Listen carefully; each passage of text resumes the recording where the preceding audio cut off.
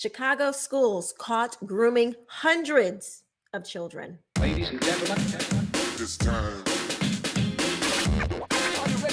Are you ready to get down? ladies and gentlemen, What's up, everybody? Welcome back to my show. Thank you so much for watching. I am Quisha King. This is the Quisha King Show. And today we're going to be talking about this news that just came out that hundreds of students have been being groomed in Chicago schools. Before we get started, make sure you like this video, share this video with other parents so they can know what is going on, and make sure you watch till the end of the show. Are you ready? Let's go. Remember that Chicago teacher that Project Veritas exposed? He was going around showing children butt plugs and all types of other inappropriate sexual paraphernalia. Well, in the same city, now we see that there is a report that hundreds of kids have been being groomed. Let's read. So, Chicago Schools Watchdog investigated complaints of alleged employee sexual misconduct with students. One Chicago school administrator took a student to a play and took her on trips to Las Vegas, Los Angeles, and abroad, the report said. Now, I don't know how that happens with parents, but let's read it. Let's keep reading.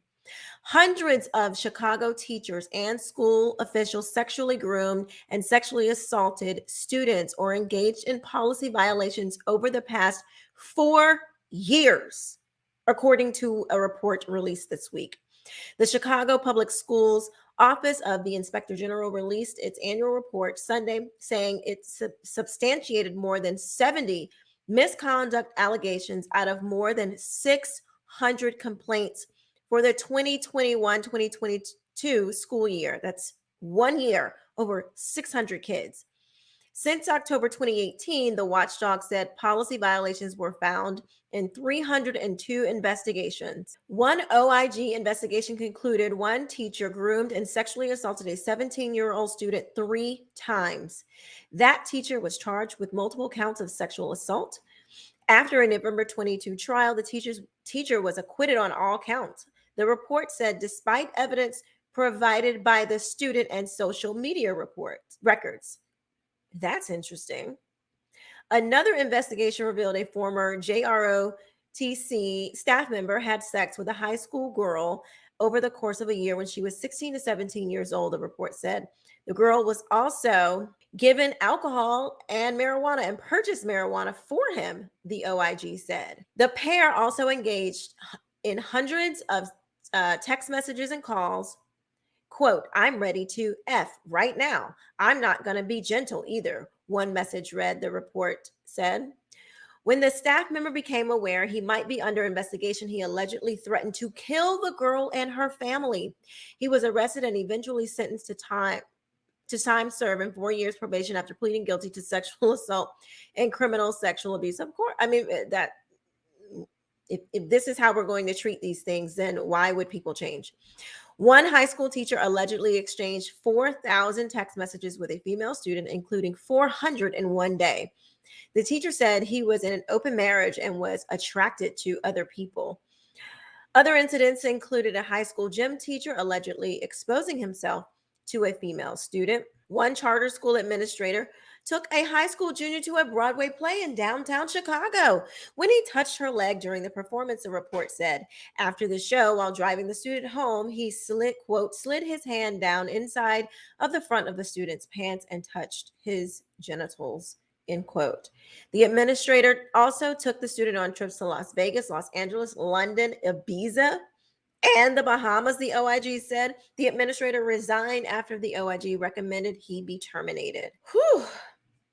In a statement to Fox News Digital, Mary Fergus, executive director of media relations for the school district, said education officials support the, quote, work to investigate all issues of misconduct among our 40,000 team members.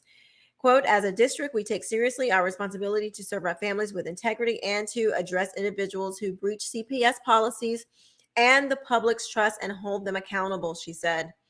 CPS will continue to ensure our district policies and procedures support the highest ethical standards to ensure our valued team members act in the best interest of our students. She noted that the district has taken action against those engaged in wrongdoing. You wonder why people don't trust these systems. You wonder why parents like myself have pulled our children out. You wonder why there is such a big uproar of parental rights about government schools and what's happening in the schools. You wonder why. Well, this is why. This is why, because we know, and everybody knows, if we're honest with ourselves, that it is wrong to put these sexual explicit materials before children. Everybody knows that's wrong. But what they try to say is, oh, it's the LGBTQ, and you just don't want us to exist. Nonsense. I don't care if you exist. When it comes to, in this context, what do you? But what I care about is those people, because it's not just LGBTQ. There are heterosexual people who are abusing children. So what do you say about that? All your pro LGBT, just let the heterosexuals continue to abuse the children, because most of these cases, honestly, are heterosexual people. So let that slide, because you don't want it to look a certain way. What are you actually saying to me? What are you actually saying to me? You don't want to call attention to children being sexually assaulted because you're afraid of it. Some people saying that it's LGBT. Make that make sense.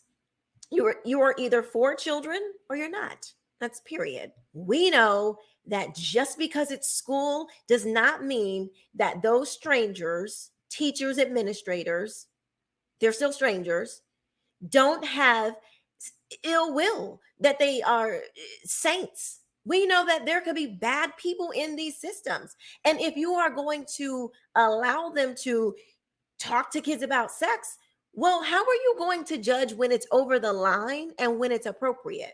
How are you going to judge that? How are you going to judge when it is appropriate, which I don't think it's appropriate at all to be talking to children about sex? How are you going to make those judgments if you're opening up the door for them to just talk to your kids about sex? Now they're texting kids. They here in Duval County, oh, here's a text anonymously for sex advice. You really think that there aren't people in this world who will do harm to kids? I mean, we see it each and every day. Why is this a hard concept? There's another thing. So you'll hear a lot of people say, well, they're going to do it anyway. That is not the point. That is one of the most dumbest things that you could ever say as a parent or anybody who claims to care about this situation, that they're going to do it anyway. Yes, kids are going to do what kids do. Kids are naturally curious. They're going to get into things. It is a parent's job.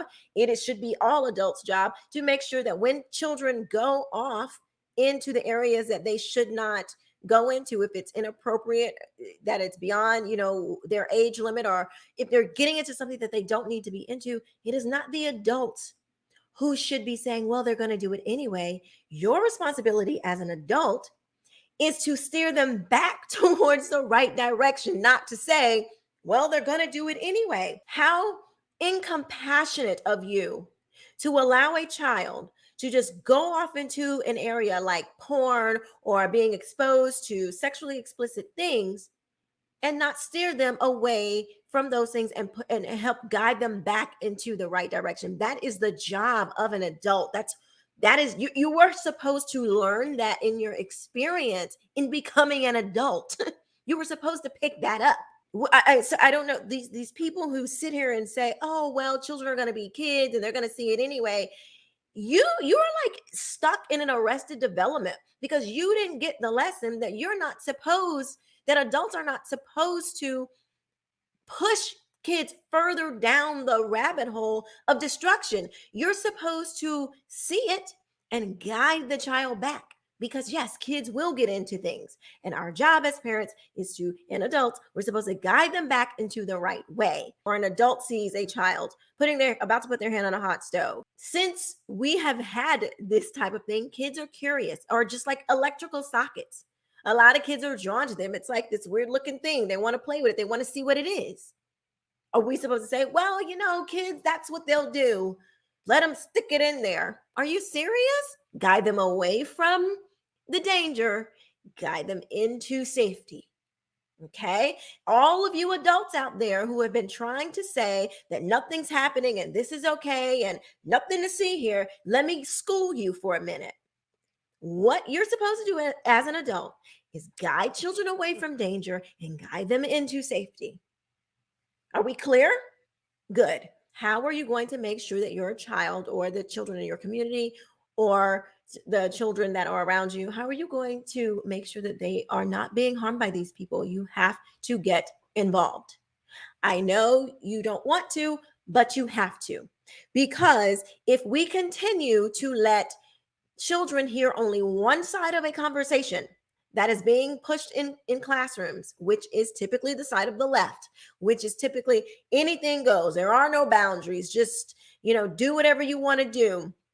Be a boy. If you think if you're born a boy, you can be a girl. All of these crazy things. Do you want them to only hear that side?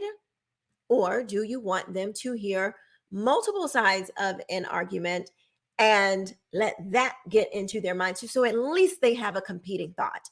Let me know what you guys think in the comment section below. What do you think about this Chicago case? How absurd is this? Please share this video, like this video, subscribe to the channel. I will see you next time. Bye-bye.